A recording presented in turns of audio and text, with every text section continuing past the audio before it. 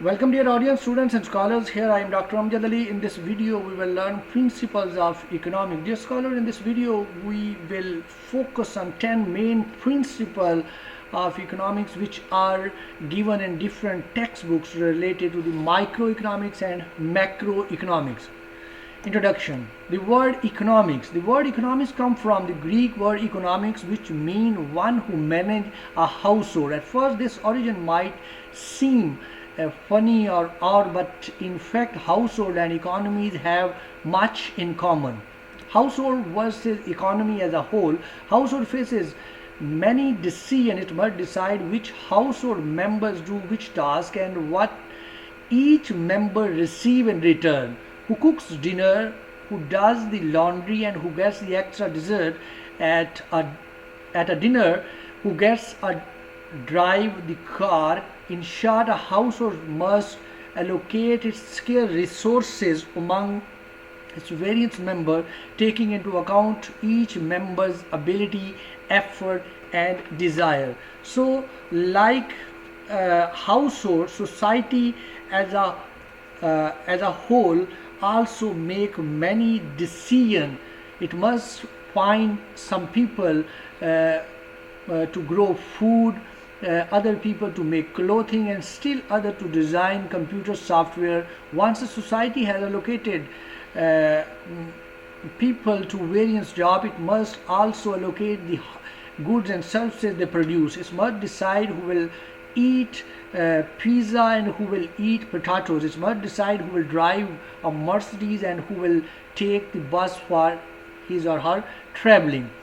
Macroeconomics is the study of scarcity. Scarcity means that society has limited resources and therefore cannot produce all goods and services people wish to have. Just as each member of a household cannot get everything he or she wants, each individual in a society cannot attain the highest standard of living in which she or he might aspire. Economics is the study of how society manages scarce resources. In most society, resources are allocated not by all powerful dictator but through the combined choices of millions of thousands of firms. Economists therefore study how people make decisions, how much they work, what they buy, how much they save, and how much they invest their saving. Economists also study how people interact with one another.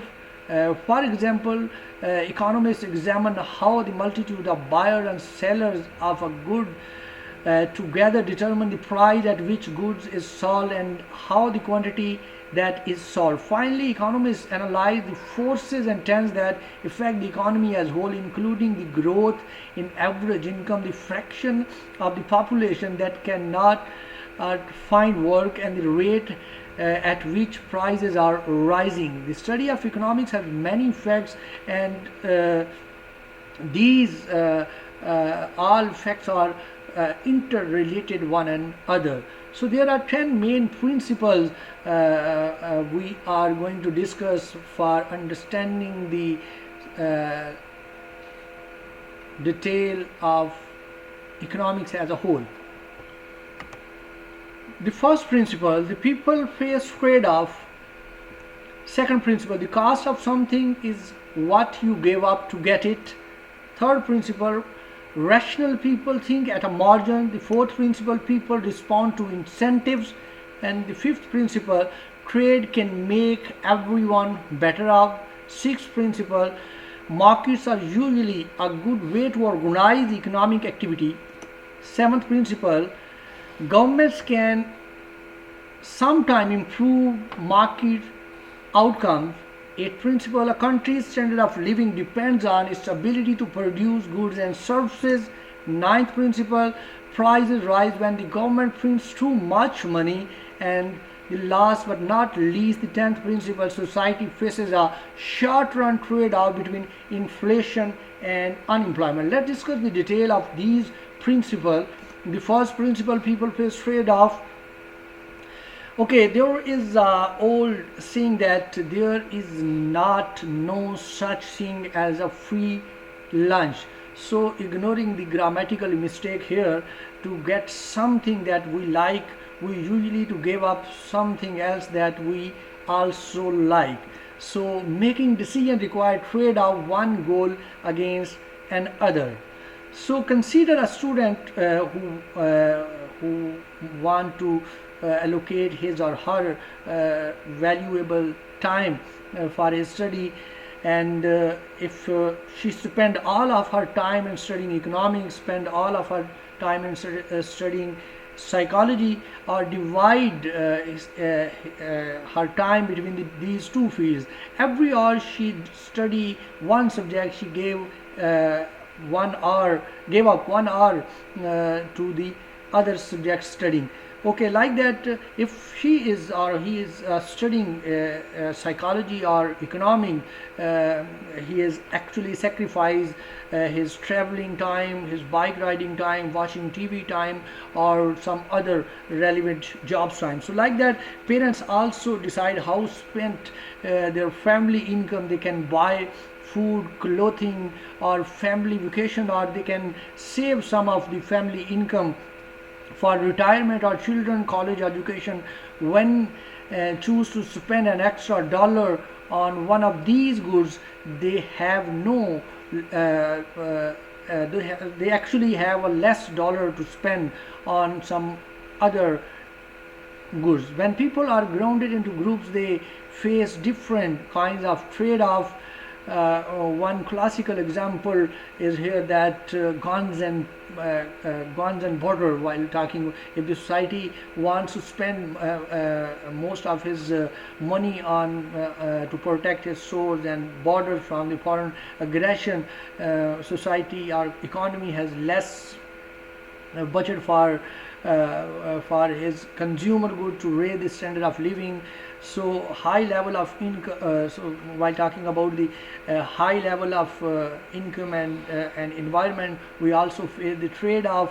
So if the government puts a law to require the firm to produce less pollution, the cost of producing goods and services will also rise, because these higher costs, the firm end up with less earnings and profit, paying lower wages, charging high price, or some combination of these between.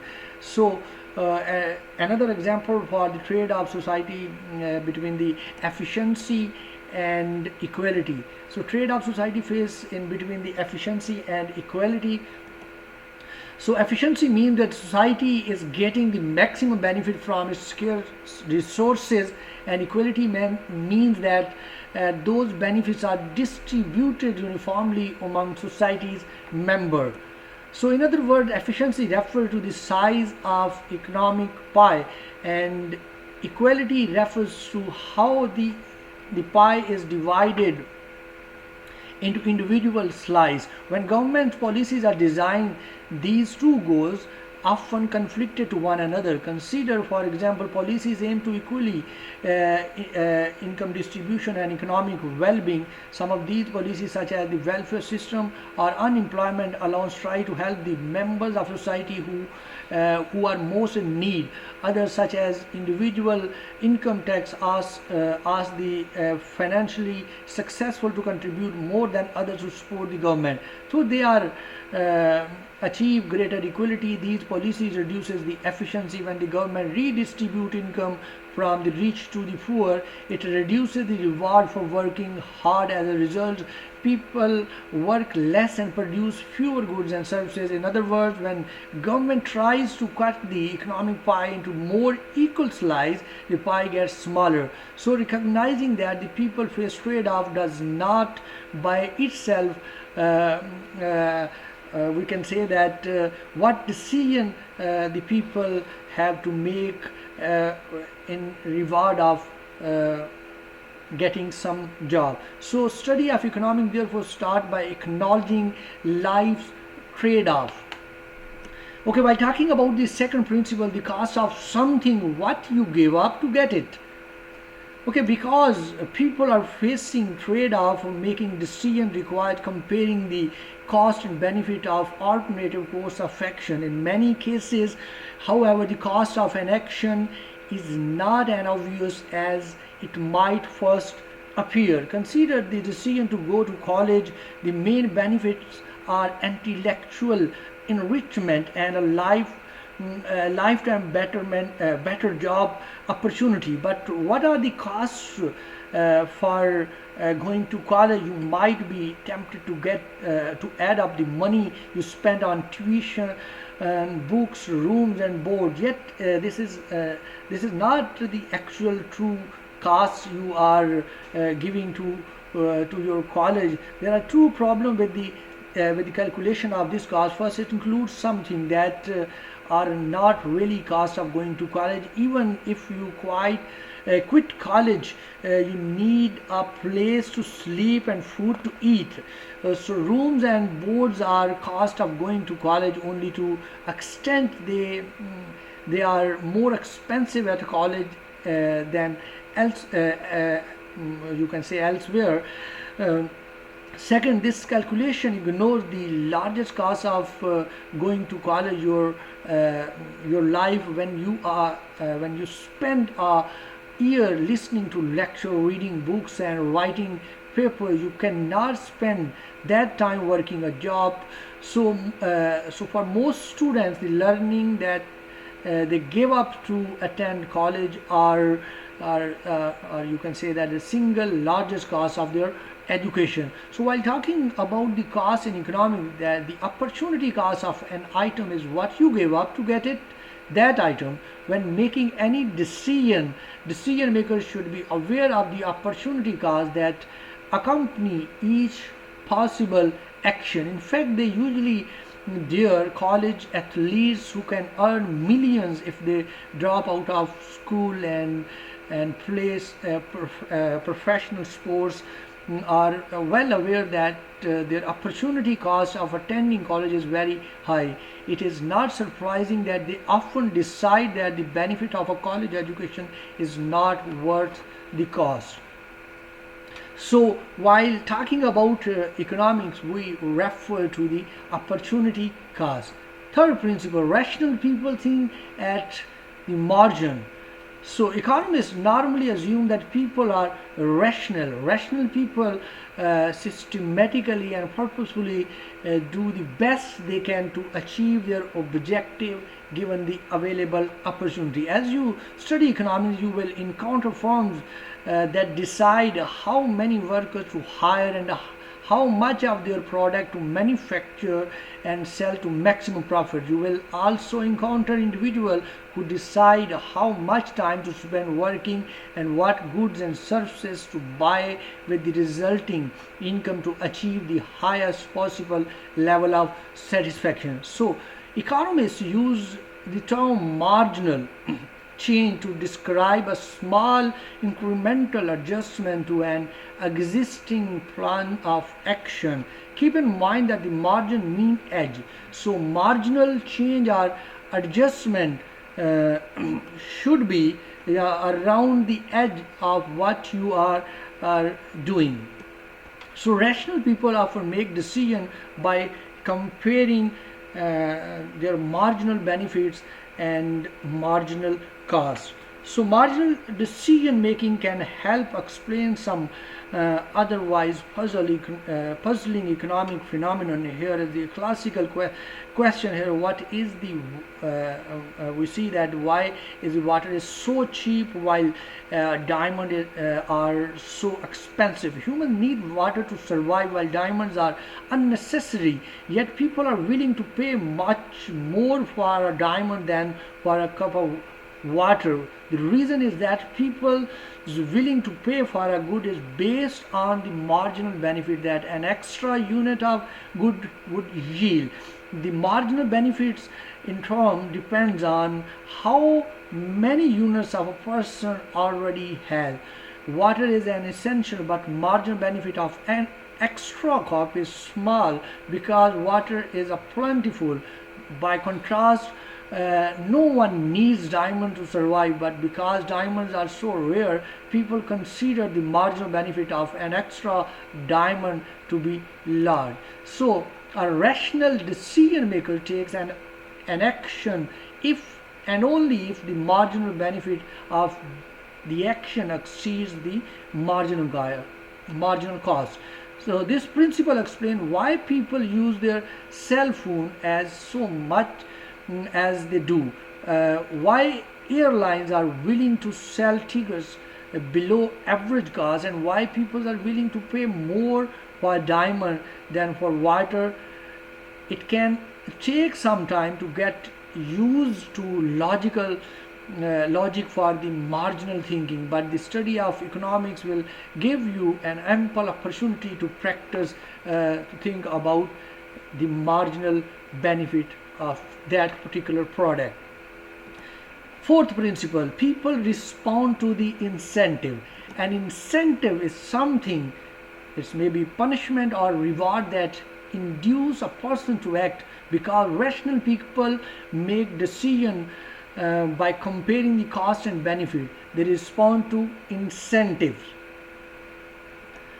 Okay, incentive play a central role in study of economics. One economist went so far as to suggest that entire field could be summarized as simply people respond incentives. Incentives are a key to analyze how markets work. For example, when prices of an apple rise, people decide to eat fewer apples. At the same time, Apple also decide to hire more workers and harvest more apples. In other words, a higher price in a market provides an incentive for the buyers to consume less and an incentive for the seller to produce more. The influence of price on the behavior of consumer and producers is crucial to how a market economy allocates scarce resources. Public policymakers should never forget about incentive. Many policies change the cost or benefit that people face, and as a result alternative their behavior. A tax on a gasoline, for instance, encourages people to drive smaller, or you can say the more fuel efficient car. That is one reason people drive smaller cars in Europe, while gasoline taxes are high than in United States, where gasolines taxes are low. A high gasoline tax also encourages people to use the public transportation and live closer to their workplace. If taxes were larger, more people would be driving hybrid cars, and if they were large enough, they would switch to the electronic cars. When policymakers fail to consider how their policies affect incentive, they often end up facing unintended consequences. For example, consider a public policy regarding auto safety. Today, all cars have seat belts, but this was not true for 60 years ago, when different governments try to make the laws about equipping all cars with the seat belt. So a seat belt law alters the driver cost and benefit calculation. Seat belts make accidents less costly because they reduce the likelihood of injury or death. Fifth principle, trade can make everyone better off. Okay, you may have heard on the news that China and USA are competitors in world economy in some ways. This is true because American and Chinese firms producing many of the same goods. Companies in the United States and China compete for the same customers in the market for clothing, toys, solar panels, automobiles, tires, and many other items. Okay, yet it is easy to mislead when thinking about competition among countries. Trade between the United States and China is not like a sport contest in which one side wins and the other side loses. In fact, the opposite is true. Trade between the two countries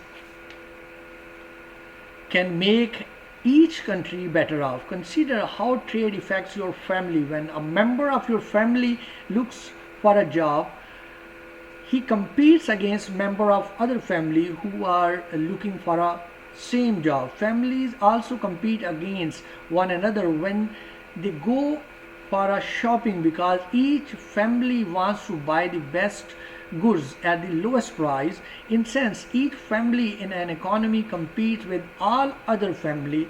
Despite this competition, your family would not be better off isolating itself from other families.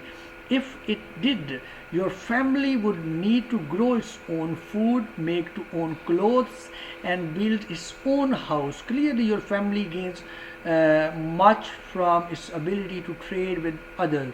Trade allows each person to specialize in activities she does best, whether it is a farming, it is a clothing, or it is a house building. By trade with others, people can buy a greater variety of goods and services at a lower cost. Like families, countries also benefit from ability to trade with one another. Trade allows country to specialize in what they do best and enjoy greater variety of goods and services. So trade can make everyone better off.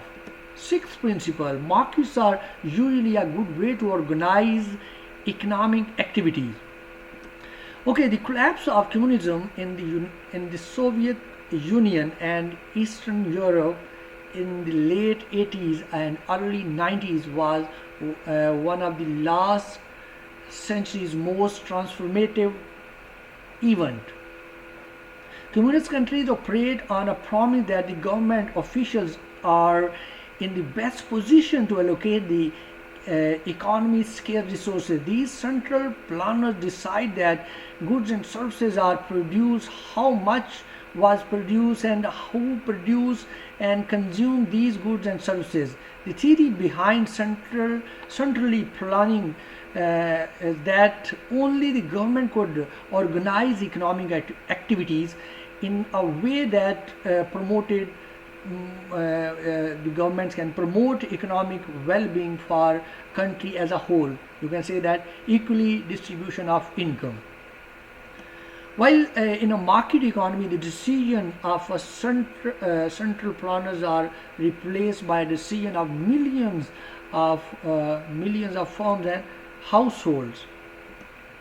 Firms decide who to hire and what to make, and households decide which firms to work for and what to buy with their income. These firms and households interact in the marketplace where prices and self-interest guide their decision.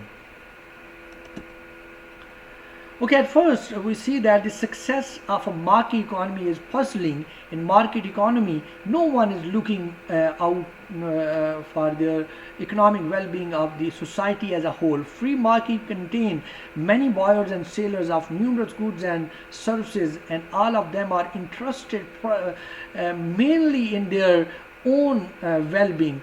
Yet despite decentralized decision making and self-interested decision makers, market economies have proven remarkably successful in organizing economic activity to promote overall economic well-being. In his book Adam Smith, an inquiry into the nature and causes of wealth, he highlights that the most of household and firms interact in market act as if they are guided by an invisible hand, and that leads to desirable market outcome. One of our goal in this macroeconomic course to understand how this invisible hand work its magic. Seventh principle, government can sometimes improve markets outcome. If the invisible hands of the markets is so great, why do we need government? This is most crucial question which is normally asked from the capitalistic economy.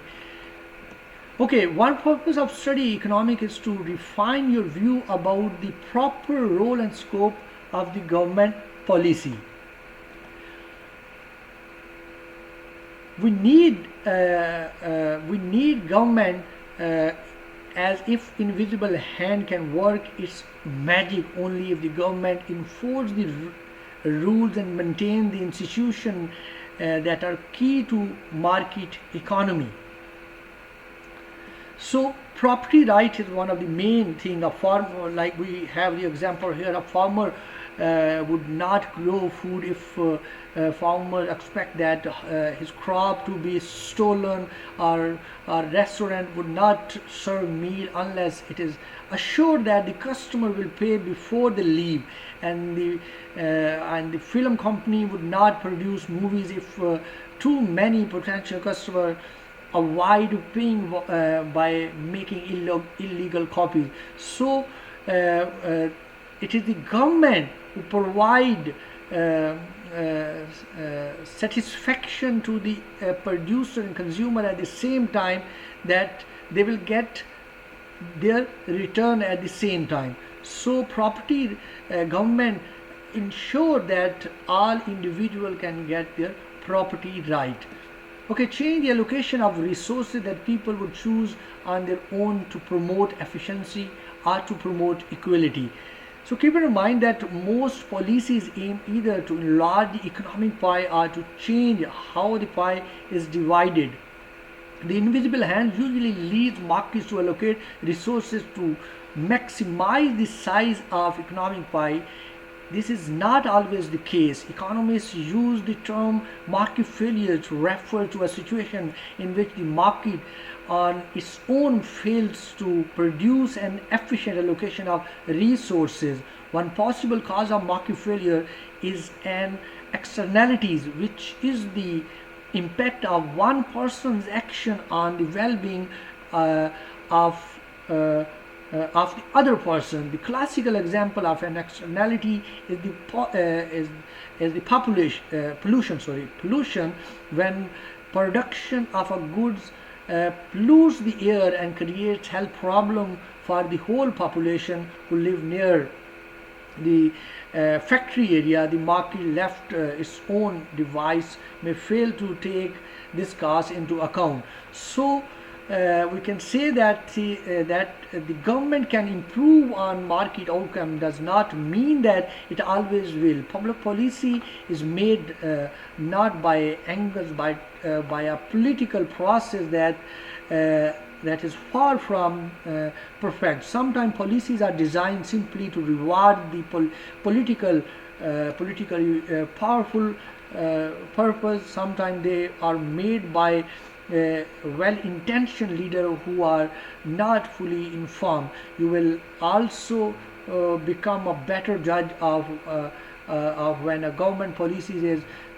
justifiable, because it promotes efficiency and equality, and at the same time when we are talking about the role of government in capitalistic or invisible hand economy. Eighth principle: a country's standard of living depends on its ability to produce goods and services. While talking about the difference in living standard around the world are staggering. If we see the example in the average American income is about more than $100 per year, but if you see the that income in case of China, that is less than 50,000 average income, and if you see the in case of Nigeria, this is less than 6,000. So the comparison of living standard shows that also that how much a country is produce and produce goods and services. So citizens of high income countries have more TV sets, more cars, more nutrition, more health cares, and a longer life expectancy than the cities of low income at the same time. So changes in living standard over time are also going to be a large. In United States, income have historically grown, and in Pakistan we see that the income is not growing as compared to United States or other developed countries. So what explain larger difference in living standard among countries and over time? So answer answer of this question is surprisingly simple. Almost all variation in living standard is attributable to difference in country's productivity, that is the amount of goods and services produced by each unit of labor input. In nations where workers can produce a larger quantity of goods and services per hour,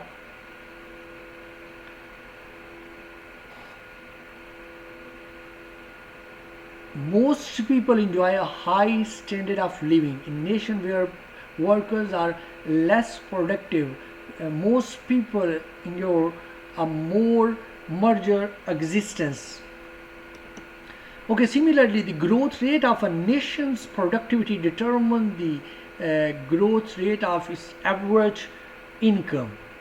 The fundamental relationship between the productivity and living standard is simple, but its implications are far-reaching. If productivity is the primary determinant of living standard, other explanation must be of secondary importance. The relationship between the productivity and living standard also have profound implication for public policy. When thinking about how any policy will affect living standard, the key question is how it will affect our ability to produce goods and services. To boost a living standard, policymakers need to raise productivity by ensuring that workers are well educated, have the tools they need to produce goods and services, and have access to the best available technology. Okay, ninth principle: price rise when the government prints too much money. So the best example here is that in January 1921, a daily newspaper in Germany cost 0.30 cent marks. Less than 2 years, in November 1922, the same newspaper cost more than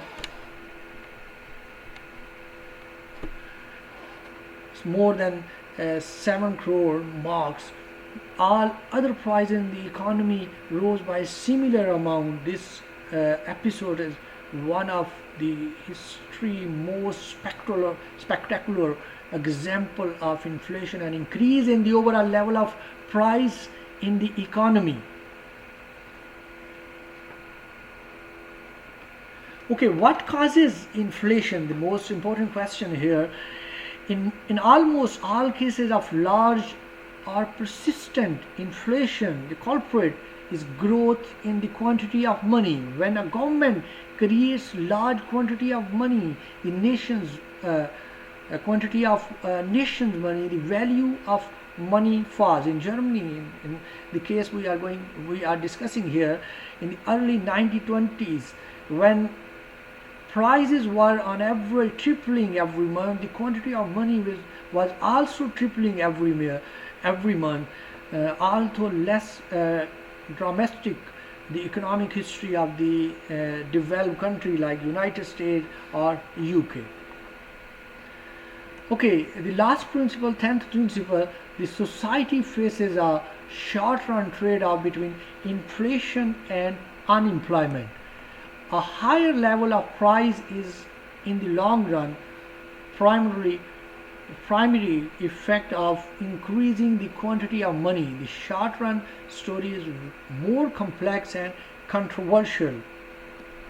Okay, most economists describe that short-run effects of monetary policy injections are as follow: that increasing the amount of money in the economy stimulates the overall level of spending and thus the demand for goods and services. Higher demand may over time cause firms to raise their price, but in the meantime, it also encourages them to hire more workers and produce a large quantity of goods and services. Okay, more hiring means lower unemployment. This line of reasoning leads to one final economy-wide trade-off. A short-run trade-off between inflation and unemployment. Some economists still question these ideas. Most accept that society faces a short-run trade-off between inflation and unemployment. This simply means that over a period of year or two, many economic policies pushes inflation and unemployment in opposite direction. Policymakers face this trade-off regardless whether inflation and unemployment both start out at a high level, um, at a low level, or some places in between these two. This short-term trade-off plays a key role in analysis of business cycle as well.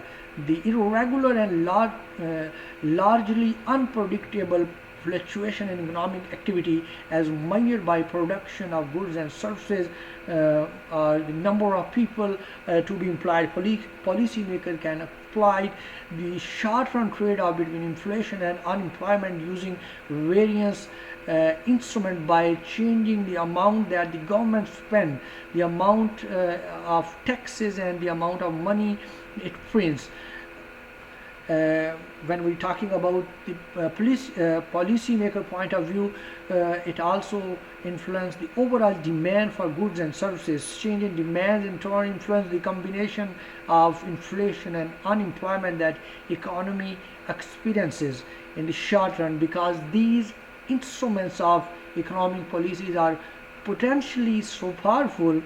How policymakers should use them to control economy, if at all, is a subject of we can say that as a continued discussion subject among the economists and policymaker at the same time.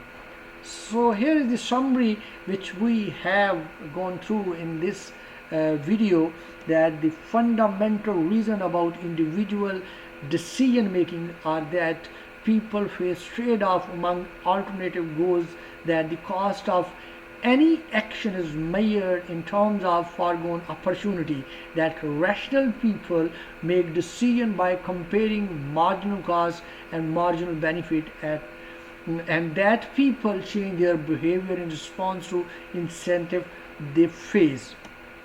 The fundamental lesson about the interaction among people are that trade and interdependence can be mutually beneficial, that markets are usually a good way of coordinating economic activity among people, and that the government can potentially improve market outcome by remedying a market failure or by promoting great economic equality.